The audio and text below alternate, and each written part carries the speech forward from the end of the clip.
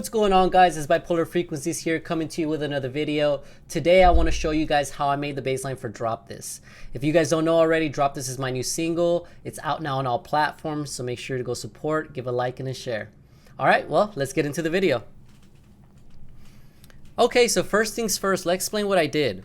So in order to make my bass line for this track, what I did is I actually separated my sub bass frequencies with my mid bass frequencies. What I did is I wanted to do that so that way my frequencies wouldn't mess up. And if you can see down here in my sub area with my EQ, I have an EQ8 already carving out some of those bottom frequencies for the sub. And in my mid, you can see I have my mid top frequencies here carved out as well. Okay, I did that initially.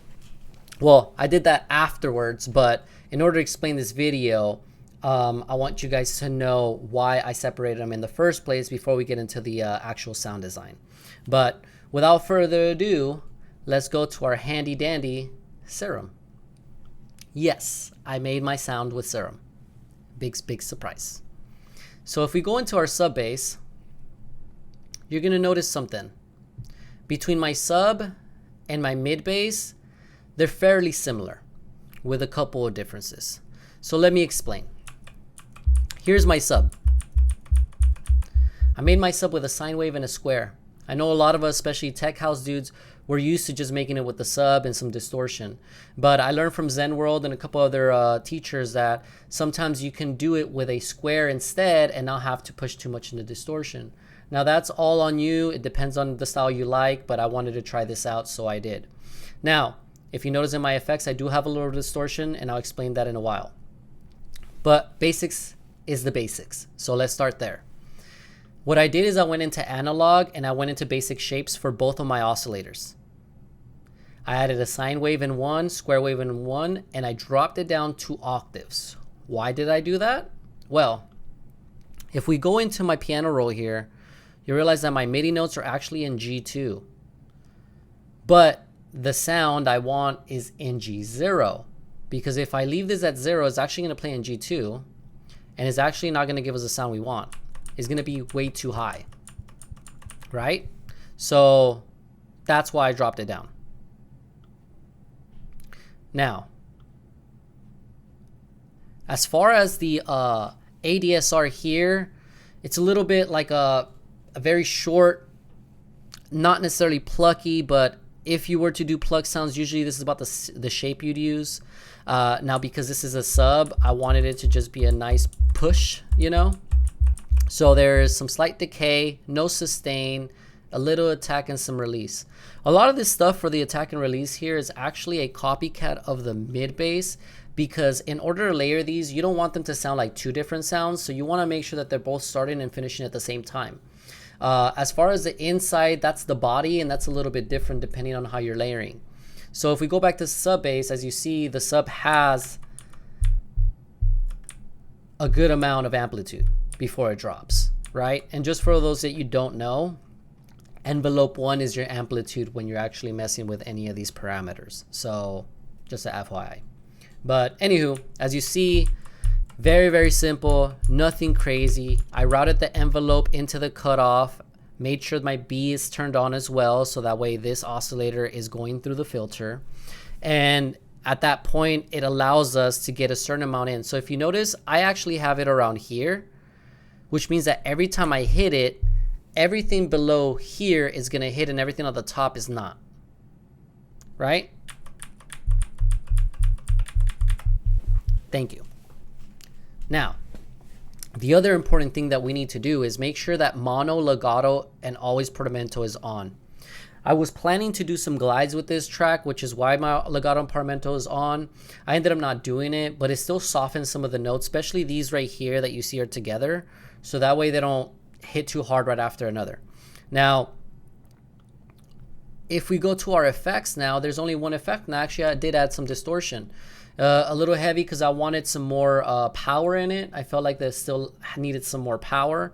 So I said, okay, let's post-process this, add some drive at 75% with a little parallel compression. And that's it. That's literally the sub. Know what I'm saying? Simple. I'm sure a lot of you guys just use a straight sub, or you guys use the operator and stuff and just add some sine waves with some distortion. Nothing different, just a little different of a method. But if we go to the mid bass now, if you notice, it's quite similar. The difference is, instead of my oscillator B having a sine wave, I actually used a saw. And I did this because I wanted some more of those rich high frequencies that you get with that wavetable, and yet still keeping it low end for the G house without making too much change. So on top of it, I added some unison here, if you notice, and all this was is just to open and detune it and widen that bass a little bit, just that frequency, because what I wanted for my mid bass is to be a little wide, still hitting from the middle. If you notice, my mono is on here too, still hitting from the middle, but it having a little bit of a lush feeling, a little bit of a character. And that's what I was looking for this one, and that's why I opened it, detuned it, and widened it a little bit. Now, because I'm still learning, I didn't want to widen it too much, but I felt like this was enough for this track to be able to have that extra oomph. Now, if we go into the ADSR here, as you see, like I mentioned before, the attack and the release are basically the same. The difference here is in the decay and the sustain. And what you'll learn here, let me arm this real quick. My mid bass sounds like this. And at first, I just had it kind of like, you know, like the sub at first with less decay because I wanted it tight, but it wasn't enough. So I added a little bit of that sub or that sustain, which added some of that sub in the body, and it filled up a little bit more. Now, as you can see, the other difference is I actually use envelope 2 here instead of envelope 1. I don't have an answer to that question. I might come back to you in another video with that. But what I did do here is I kept the amplitude about the same, so no matter what, we're still getting hard and enough amplitude. But with the envelope, I actually routed it to the cutoff, and I started it at 93 instead of all the way at the bottom. And the reason I did that is because I wanted specific frequencies in the top end to actually come in, not everything from the bottom, because we already have the sub bass hitting the bottoms. So all I wanted was that top end, same thing, opened it up a little bit so we can let those frequencies through and give me that frequency range, which you hear here, right? Now in my effects panel, I added another filter, and for the same reason, to add and to continue to carve out some of those top frequencies that I want without clashing with anything else or those frequencies that are unwanted. Because sometimes there's frequencies you don't want, okay? Simple as that. But if you notice, it's very, very simple. Nothing crazy. The only difference is a little change in the oscillator B, some changes in the ADSR, and then making sure that both of these together sound cohesive. And you'll get a lot of that with the ADSR. But like you see, not many differences. But the carving it out is what did it. You know, you see all these frequencies coming in here, and then we see all these mid frequencies coming in here while everything else is being taken off.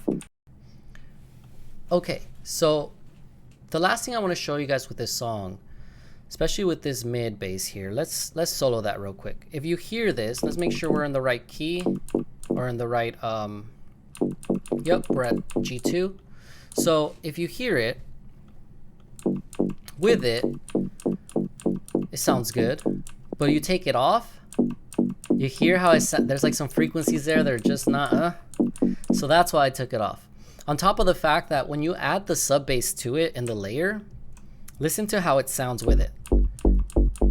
Now without it. That's why I took out that frequency. On top of the fact that with everything else too, some of those frequencies can also clash with other sounds. And that's what I was really seeing with this one. And as much as I wanted that twonkiness, those last frequencies in the bottom were just disgusting. So I had to take them out. So make sure that you guys do your cleanup work too after you guys process after that stuff.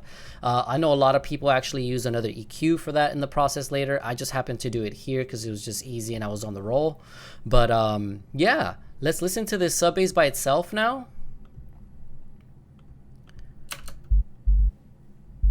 Let's listen to that mid by itself.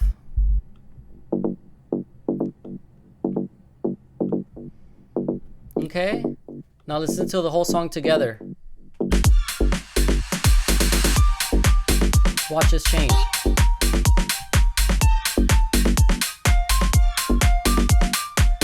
See? No. Yes.